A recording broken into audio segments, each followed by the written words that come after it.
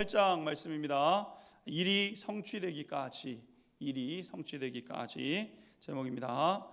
사람이 큰 일을 당하든지 작은 일을 당하든지 모든 일에는 시작이 있고 과정이 있고 마무리가 있고 그래서 결과가 있기 마련인 것이죠. 이러한 일들은 어느 것 하나 이제 중요하지 않은 것이 없습니다. 시작이 반이라는 그런 그 이야기도 있고, 또 그렇다고 과정을 소홀히 할 수 있는가? 또 과정을 소홀히 할 수가 없습니다.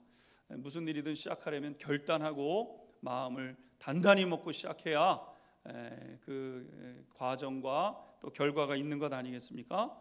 다만 우리가 결단하고 시작했다고 해서 과정을 그냥 지나가면 또 결실이 없죠. 그래서 우리가 시작도 잘해야 되고 과정도 잘 겪어가야 되고 또 마무리를 잘 해야 되죠. 그래서 그 결과물이 이제 우리 가운데 주어져야 되는 것 아니겠습니까?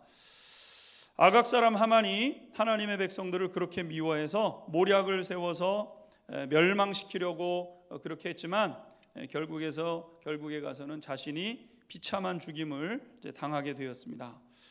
이 과정을 보게 되면 이스라엘 백성들의 간절한 기도가 있었고, 또 에스더가 결단하고 순종했을 때 이제 뒤집히는, 역전되는 그런 일이 있게 되었죠. 하만이 권세와 또 모든 것을 가지고 믿음의 백성들을 진멸하려고 할 때에 이 하나님 앞에 결단하고 시작한 그것과 아주 그냥 과정을 지혜롭게 잘 해나가는 이 속에서 이제 하만이 장대에 달리는 이런 일들이 있게 되었습니다.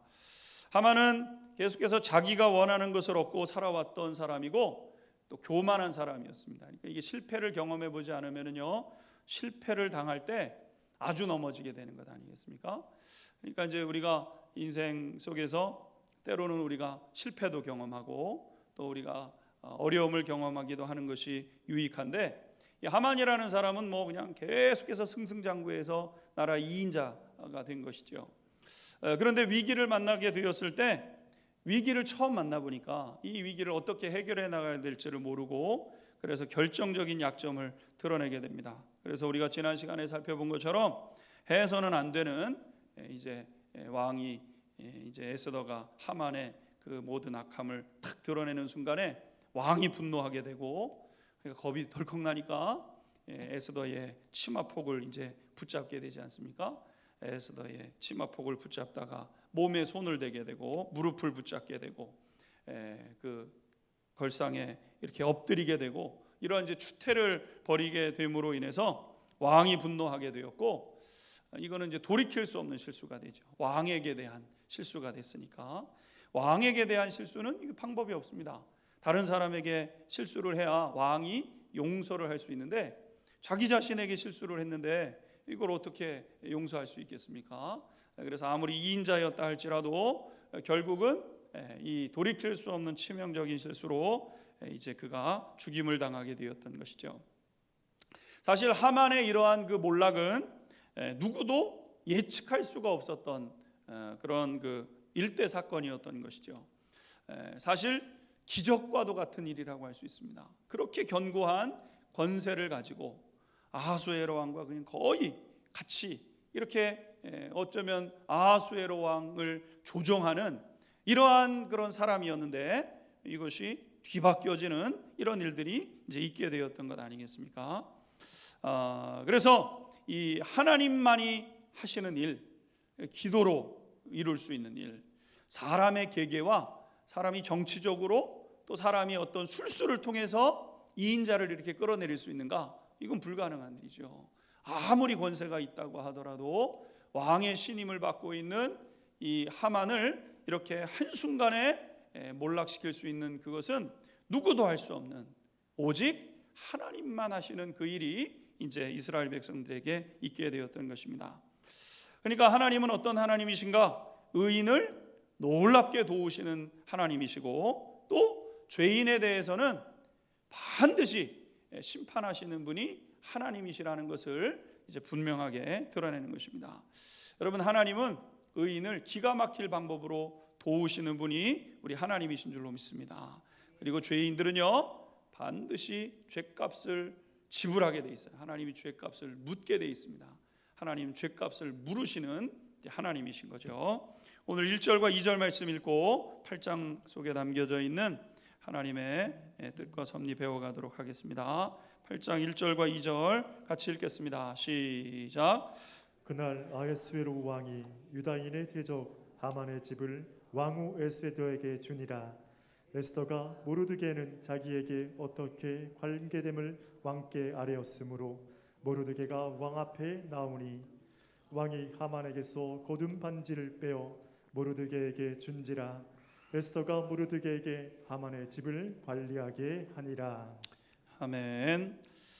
아하수에로 왕은 하만이 이렇게 몰락하게 되었을 때 그 재산을 다 몰수해서 에스더에게 주었다 그랬습니다. 그리고 모르드게에게는 하만에게 주었던 반지를 빼앗아 가지고 이제 모르드게에게 주었던 것이죠. 그러니까 에스더에게는 하만이 재산과 권한을 다 가지고 있었는데 재산은 에스더에게 주고 그 다음에 권세는 모르드게에게 이렇게 이제 주게 되었다는 겁니다. 이로써 악한 원수 하만의 기계가 꺾이고 이제 그가 이제 물러나게 되게 된 것이죠. 하만은 이제 사라졌습니다. 하만의 그런 그 간계와 계계를 통해서 하나님의 백성을 몰락시키고 멸망시키려고 했던 그 원래 세력인 하만은 이렇게 이제 사라져버리고 말게 된 것이죠. 그런데 여전히 문제가 남아 있었다는 것입니다.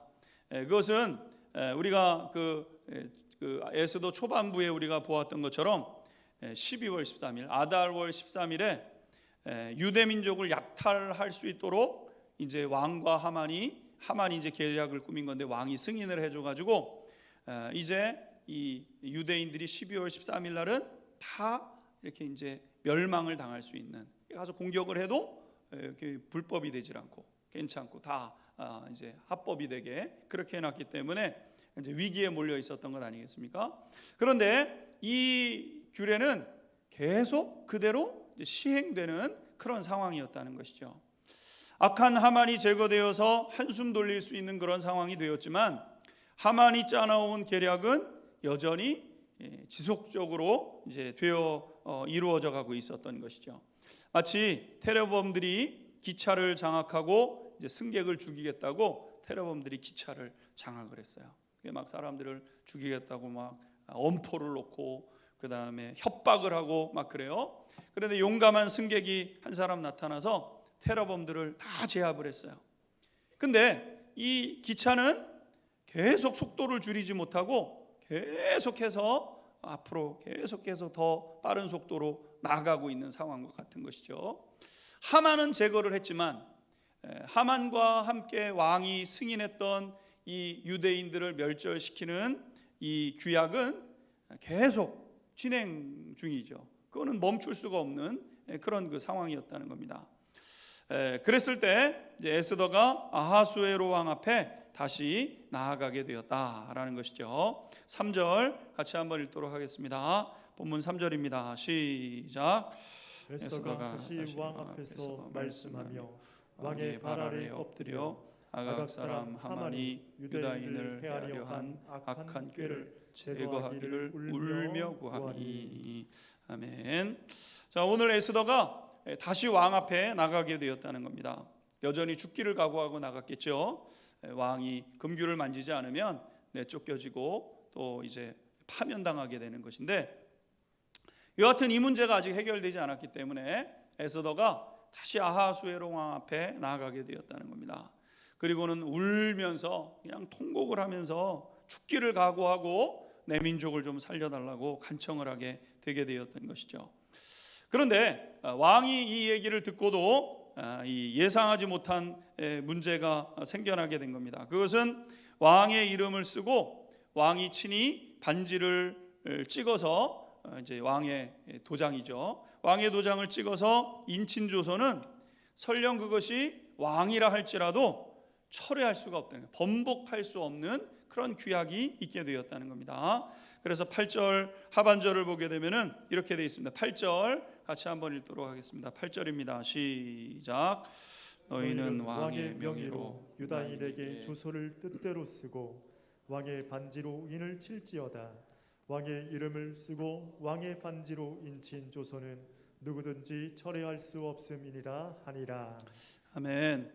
왕이 하만의 그 계략에 속아가지고 지금 우리 민족이 죽게 됐으니까 그것을 좀 바꿔주십시오. 그 법을 좀 없애주십시오. 이렇게 했더니 아하수에로 왕이 그건 불가하다. 그건 불가하다.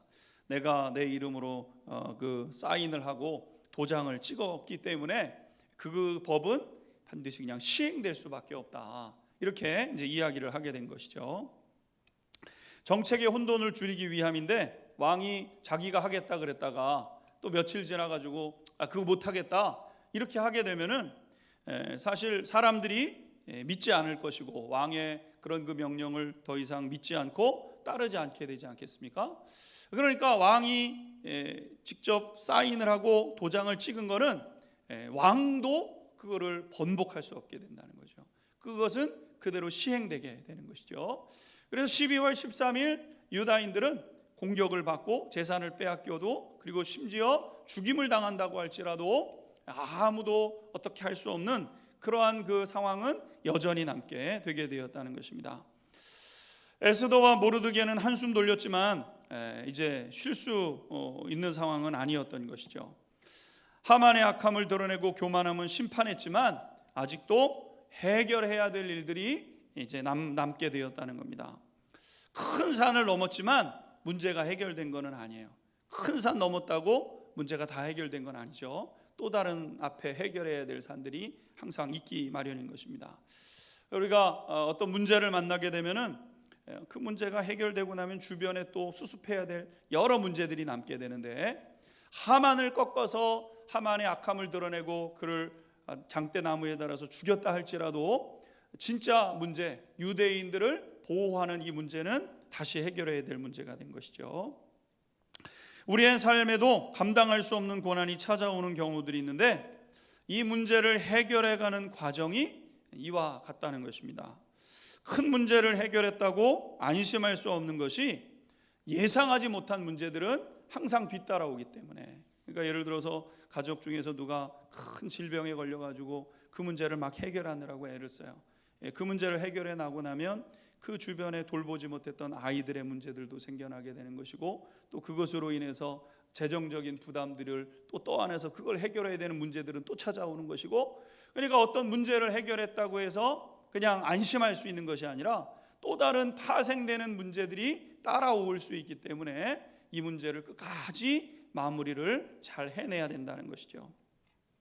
그런데 우리의 삶 속에서 가장 마침내 중요하게 해결해야 될 가장 중요한 문제는 영혼 구원의 문제라고 할 수 있습니다. 우리는 이 세상에서 풀어야 될 문제들이 많죠. 세상 살다 보면은 왜 짐이 없겠습니까? 또 특별히 예수 믿는 분들은 다 한 가지 이상의 문제는 하나님이 그대로 두셔요. 왜냐하면 그거 가지고 기도해야 되니까. 그러니까 하나님 앞에 우리가 끊임없이 기도하는 삶을 통해서 긴장의 끈을 놓지 않고 끝까지 가게 하기 위해서 하나님께서 누구든지 다 기도의 제목을 한 가지씩 이렇게 남겨두십니다. 우리가 다 알잖아요. 구역 식구들도 알고 이렇게 보면 꼭 한 가지 해결되지 못한 그런 그 문제를 가지고 있습니다. 그것이 가정의 문제일 수도 있고 자녀의 문제일 수도 있고 재정의 문제일 수도 있고 관계의 문제일 수도 있고 건강의 문제일 수도 있고 우리가 뭐 평안하고 그러면 우리가 신앙생활 잘할 것 같지만 하나님이 우리가 어떠한지를 잘 아시기 때문에 딱 짊어져야 될 만큼의 딱 무거운 짐을 우리 가운데 항상 남겨두시는 거죠. 그래서 우리는 이제 그것을 가지고 이제 해결해 가는 것인데 우리의 한평생 살아가는 일에 있어서 가장 중요한 문제는 영혼 구원의 문제죠. 그리고 영원한 생명에 대한 문제를 해결받아야 됩니다. 이것이 우리가 한평생 가장 중요하게 여기고 우리가 붙잡고 걸어가야 될 문제인 것이죠. 마귀는 어떻게 해서든지 우리를 넘어지게 하고 우리의 것을 빼앗아 가려고 그렇게 계속적으로 공격하지 않습니까? 하만이 다 빼앗아 가려고 생명도 빼앗고 재산도 빼앗고 다 빼앗아 가려고 하는 것처럼 마귀가 우리가 이 세상을 살아가는 동안 마귀는 빼앗는 데 전문이라 그랬습니다. 그래서 마귀는 집요하고 간계하게 우리를 위협하는데 도둑질하고 죽이고 멸망시키려고 하는 것이 마귀의 계계라는 거예요. 깨어있지 못하면 우리가 자꾸 빼앗기는 거죠, 마귀에게. 그러니까 우리 하나님 앞에 기도하면서 성령이 주시는 감동을 통해서 미리 준비하고 미리 하나님 앞에 깨어 있으면서 하나님의 성령의 도우심을 힘입어서 문제를 해결해 가야지, 우리가 넋놓고 있다 보면은요, 어느 순간 마귀가 찾아와 가지고 우리의 것을 좀 먹고 빼앗아 가는데 도둑질하고 죽이고 끝내는 멸망의 구덩텅이로 이끌어 가려고 하는 것 아니겠습니까? 마귀는 우리가 강할 때는 유혹하고 우리가 약할 때는 시련을 보내 가지고 겁을 주게 되는데, 그래서 많은 사람들이 이 마귀의 계략에 넘어갈 때가 너무나도 많다는 것이죠. 각종 염려와 근심에 사로잡혀 있고 그러다가 두려움의 종이 됩니다. 두려워서 이걸 놔야 사는데 놓으면 하나님이 받쳐주시는데 그냥 못 놓고 꽉 잡고 살아가게 해요. 결국 그것이 나를 멸망시키는 것을 알지 모르고 그렇게 하게 하는 것이죠. 마귀는 여러 가지 두려움을 심어다 줘서 하나님 앞에 바르게 살지 못하도록 계속해서 도전하지 않습니까? 가난에 대한 두려움, 미래에 대한 두려움, 외로움에 대한 두려움, 고통에 대한 두려움, 이런 것들을 계속해서 우리 가운데 가져다 주는 것이죠. 그래서 마귀가 우리가 잘 아는 것처럼 욥을 시험할 때 보게 되면은요, 이런 시험들을 계속 가져다 줘요.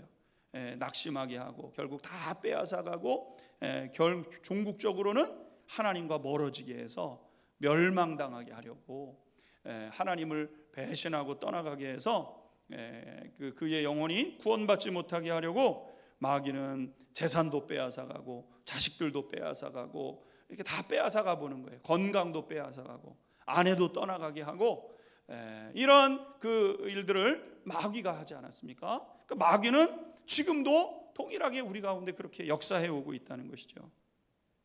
하만은 죽었지만 그가 꾸며놓은 계략이 여전히 남아있는 것처럼 예수님께서 십자가에서 승리하셨지만 여전히 우리를 괴롭히는 일들이 남아있게 된다는 것이죠.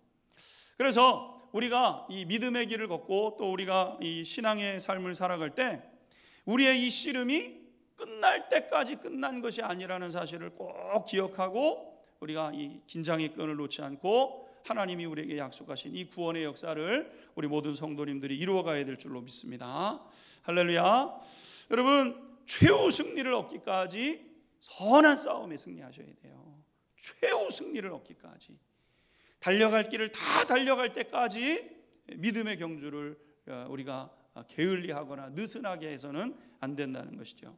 찬송가 150장에 이런 찬양이 있지 않습니까? 갈보리 산 위에 십자가 섰으니 주가 고난을 당한 표라.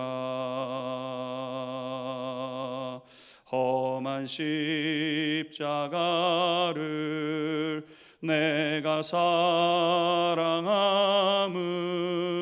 주가 보혈을 흘림일세.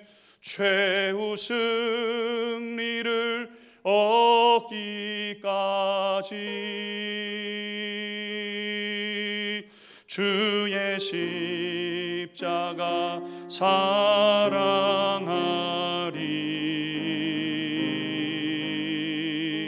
빛난 멸류관 받기까지 험한 십자가 붙들겠네. 2절 불러봅니다. 멸시함을 받은 주의 십자가에 나의 마음이 끌리도다. 귀한 어린 양이 영광 다 버리고 험한 십자가 지셨도다.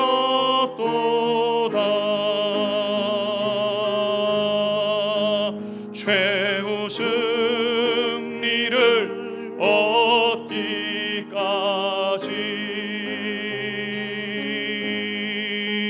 주의 십자가 사랑하리.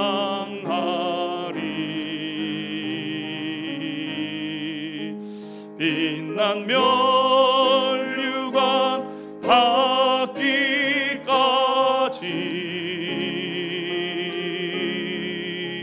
험한 십자가 붙들겠네.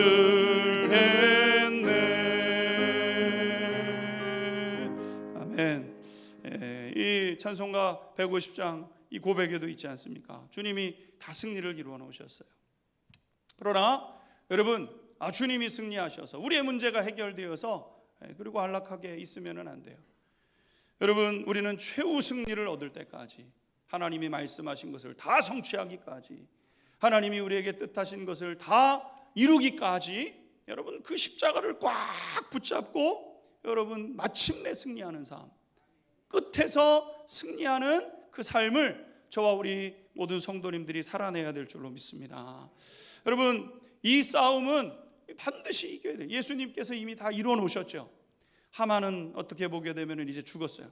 그러나 하만이 이루어 놓은 그 덫은 여전히 남아있는 것 아니겠습니까? 여러분, 마찬가지로 우리의 삶 가운데 예수님께서 우리를 구원하셔서 늘 말씀드리는 오늘 밤 이 세상을 떠나도 우리는 천국 가죠. 그러나 주님 앞에 가는 그 순간까지 우리의 믿음을 지켜야 되고, 저와 우리 성도님들에게 맡겨주신 그 하나님의 사명을 감당하는 저와 우리 모든 성도님들이 되어야 될 줄로 믿습니다. 여러분, 이 싸움은 내 힘으로는 못하는 싸움이잖아요. 내 힘으로는 안 되는 싸움입니다. 그래서 하나님의 도움을 받아야 하는 싸움인 것이죠. 감사하게도 하나님은 우리를 도와줄 준비를 다 하고 계시다는 것이죠. 하나님은 우리를 어떻게 도우시는가? 하나님을 찾을 때, 하나님을 찾으면 하나님께서 저와 우리 성도님들을 도와주실 줄 믿습니다. 하나님을 찾는 사람이 믿음의 사람이고, 하나님을 찾는 사람이 하나님을 경외하는 사람들이죠. 그리고 이렇게 하나님을 찾는 사람의 가장 중요한 특징이 바로 기도의 삶이에요. 기도의 삶. 기도한다는 것은 하나님을 의지하는 표징인 것이고, 하나님을 믿는 표징인 것이고, 하나님 앞에 소망을 두었다는 표징이 바로 기도하는 삶입니다. 하나님을 믿고 의지합니다. 하나님 믿고 의지합니다. 여러분, 그걸 뭘로 보이겠어요? 기도를 통해서 보이는 기도. 새벽에, 아침에 우리가 어디를 가든지 무엇을 결정하든지 하나님을 인정하고 하나님 앞에 서는 사람들은 기도하는 사람들인 거예요. 여러분, 내가 내 마음대로 결정하면서 어떻게 하나님을 경외한다고 할 수 있겠어요? 하나님 앞에 한번 묻지 않고 내가 결정하면서 내가 하나님을 경외하고 살고 있습니다. 여러분, 그 말은 거짓이죠. 하나님을 경외하고 하나님을 인정한다는 것은 하나님을 찾아서 하나님 앞에 나가서 하나님 앞에 묻고 하나님 앞에 기도하는 삶이 그 밑바탕에 깔려 있을 때, 그것이 바로 하나님을 경외하는 사람의 표징인 것이죠. 그래서 하나님은 기도를 통해서 일하시고 기도를 통해서 역사하시는 줄로 믿습니다. 하나님이 다 알고 계세요. 왜 모르시겠어요? 무소부재하시고 전지전능하신 하나님이시죠. 그러나 하나님은 기도를 통해서 일하시는 거예요. 그렇게 하나님의 법칙을 정하셨어요. 하나님이 다 아시겠지, 아시니까 해주시겠지. 여러분, 그건 하나님을 모르는 거예요. 하나님은 하나님을 자기를 찾는 자들에게 상 주시는 하나님이시기 때문에 여러분, 기도하는 사람만 복을 누리게 되고, 기도하는 교회만 승리하게 되는 것이고, 기도하는 민족만 하늘의 복을 누리게 되는 것이에요. 여러분, 우리 민족이 이 복을 누린 것은 기도의 결과물 아니겠습니까? 끊임없이 하나님 앞에 기도했던 것이죠. 기도할 때 하나님께서 그 기도를 들으시고 불가능한 일을 가능하게 하시고 기적으로 하나님께서 행하시고 나타내시는 거죠. 그러므로 하나님을 경외한다면 기도하는 성도님들 될 수 있게 되기를 주님의 이름으로 축원합니다. 기도에 쉬지 마시고 힘써 기도하셔야 돼요. 힘써. 기도에 분량이 있어요. 모든 남자들은요, 거룩한 손을 들어서 가족들을 위해서 기도하셔야 돼요. 가정이 그냥 지켜지지 않잖아요. 자녀들이 그냥 잘 되는 것 아니지 않습니까? 모든 가족의 이 가정의 가장들, 특별히 남자 되시는 분들은요, 기도의 손을 들어서 하나님 앞에 그 기도에 맡겨주신 그 가족의 그 아내와 배우자와 자녀들과 위해서 기도하셔야 됩니다. 힘써 기도할 때 하나님이 역사하시는 거죠. 오늘 마지막으로 보게 되면 에스더는 유대인의 멸하는 조소를 철회해달라고 구했는데 아하수에로 왕이 내린 명령 다시는 거둘 수 없다고 하면서 대신에 내 반지를 모르드게에게 주었으니까 대안을 찾으라고 이야기를 하게 되었습니다. 9절 한번 읽도록 하겠습니다. 본문 9절입니다. 시작. 그때 시완월 곧 3월 23일에 왕의 서기관이 소집되고 모르드게가 시키는 대로 조서를 써서 인도로부터 구스까지의 127 지방 유다인과 대신과 지방관과 관원에게 전할세. 각 지방의 문자와 각 민족의 언어와 유다인의 문자와 언어로 쓰되. 아멘. 이번에는 이것은 유대인들의 이제 그 왕이 뭐라고 얘기를 했냐면은 이 왕의 이름으로 조서를 다시 보내라 이렇게 이제 얘기를 한 겁니다. 그것은 아달월 13일에 이제 다른 사람들이 이제 유다인들을 노략하게 돼 있지 않습니까? 그런데 두 번째 조서를 내리는 거예요. 그게 뭐냐면은 유대인들은 저항해서 싸워도 된다. 이 조서를 또 내린 거예요. 그러니까 앞에 조서는 노략질을 하는 거에 대해서 책임을 묻지 않겠다. 그러니까 그냥 예수 믿는 사람들은 다 때리고 해도 예수 믿는다는 이유 하나 때문에 매를 맞아도 어디다 호소를 못해요. 그날. 그것이 첫 번째 조서의 핵심이었어요. 근데 그걸 변개를 못해요. 그러니까 아하수에로 왕이 뭐라 그랬냐면은 그러면 두 번째 조서를 그럼 다시 내려라. 그거는 변개가 안 되니까. 그러면서 이제 싸워도 된다. 싸워서 그 사람 예를 들어서 우리 집에 들어와서 노략질을 하려고 했는데 내가 그 사람을 정당방위로 쳐서 죽였어요. 그럼 그 죄를 묻지 않겠다. 유대인들이 저항해서 싸워서 무슨 피해를 입히든지 그것에 대해서는 용인하겠다. 이렇게 조서를 써내리라고 하는 것이죠. 이때가 시완월 이제 3월 23일이었다 그러니까 첫 번째 조서를 내리고 2개월 10일 후에 이 조서가 다시 내려지게 되었던 것이죠. 모르드게가 왕의 이름으로 조서를 꾸미자 일이 속전속결로 진행이 돼서 왕의 모든 서기관들이 다 소집이 됐어요. 127지방의 각 도마다 각 그 읍마다 다 이 조서가 가야 되니까 얼마나 많은 조서가 필요로 했겠어요. 그러니까 모든 그 서기관들이 다 소집이 돼서 다 그걸 쓰는 거예요. 요즘처럼 카피할 수 있으면 좋은데 카피의 능력이 없었잖아요. 그러니까 다 써야 돼요, 일일이. 그러니까 모든 그 서기관들이 다 모여가지고 조서 두 번째 조서를 다 써가지고 쓰면 그것을 이제 역졸들이 그것을 배달하는 사람들이 쓰자마자 계속 갖다 날르면서 이제 12월 13일 날 첫 번째 조서는 이렇게 내려지고 두 번째 조서에서는 저항해도 된다. 유다인들 저항할 권한이 있다. 이렇게 이제 조서가 내려진 것이죠. 이로 인해서 유다 백성들은 저항하여 싸울 수 있게 되었고 자기 자신을 지킬 수 있는 일이 있게 된 것입니다.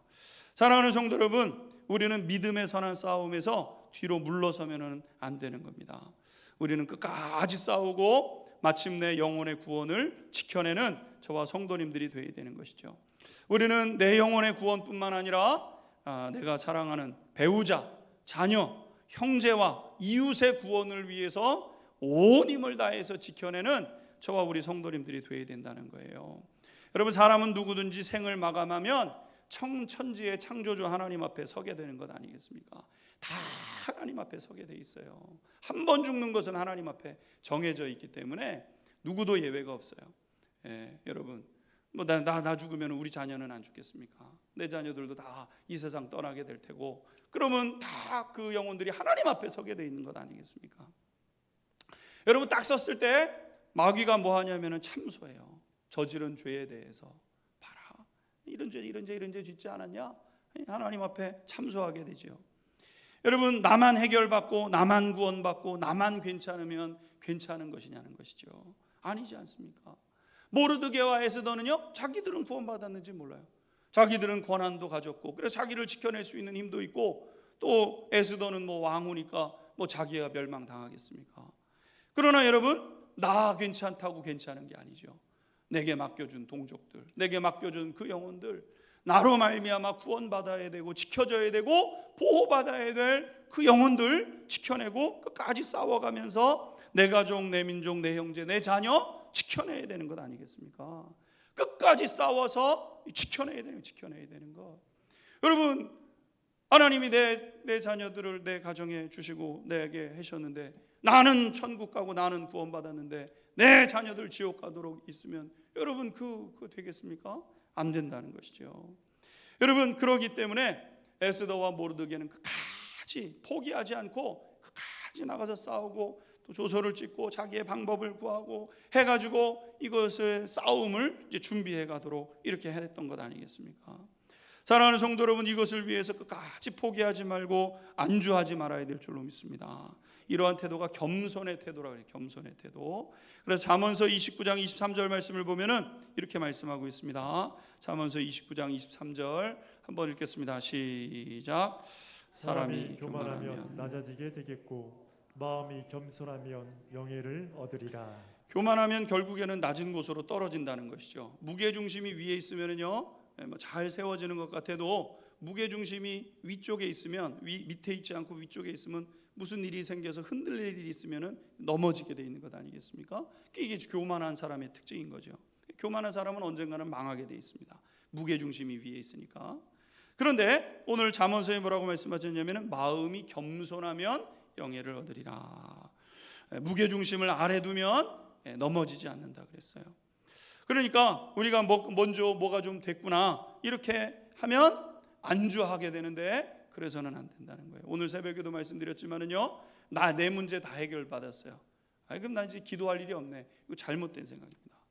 내 문제를 다 해결했기 때문에 이제는 염려 근심 걱정할 게 없으니까 죽기 살기로 내 형제를 위해서 기도하셔야 돼요.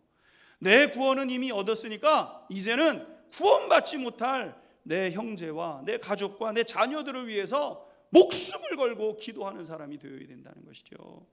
여러분, 뭔가 됐다고 생각을 하고 무게중심을 위에 두면은요, 그러면 넘어지게 되고 무너지게 돼 있는 거예요. 늘 겸손하고 아직 이루지 못했다는 그 절박한 심정을 가지고 사도 바울이 정말 이루지 못했다고 생각을 하고 뒤에 것은 잊어버리고 성취한 건 잊어버리고 내가 가진 것을 잠깐 내려놓고 하나님이 부르신 그 부르심의 상을 향하여 계속해서 끊임없이 달려가는 사람이 되게 될 때 참된 복을 누리는 거죠. 힘 좀 가졌다고 문제 좀, 내 문제, 내 삶의 문제 좀 살만하다고 이제는 됐다, 우리가 하나님을 붙잡는 힘이 점점 약해지고 기도의 끈이 점점 얇아지고 기도의 시간이 점점 줄어들고, 여러분 그거는 좋은 징조가 될 수가 없게 된다는 것이죠. 작은 승리에 도취되어 있으면 안 됩니다. 마음이 들떠 있으면 안 된다는 거예요. 여러분, 기도가 뭔가 조금 되었다고 해서 그것에 취해 있으면 안 돼요. 하만이 물러났다고 해서 안심하고 있으면 안 됩니다. 끝까지 내 민족이 지켜지고 내 민족이 보호될 때까지 울고 불고 하면서 정말 씨름을 하고 작전을 짜내고 지혜를 구하고 해서 그 문제를 해결해냈던 것처럼 해결해가는 우리 성도님들이 되어야 되는 것이죠. 끝까지 겸손해야 온전히 승리하고 완전한 승리를 얻고 잘 싸우는 성도가 되는 것이죠. 끝까지 겸손하셔서 최후 승리를 얻는 저와 우리 모든 성도님들이 될 수 있게 되기를, 우리 교회가 될 수 있게 되기를 주님의 이름으로 축원합니다. 같이 찬양하고 기도하겠습니다.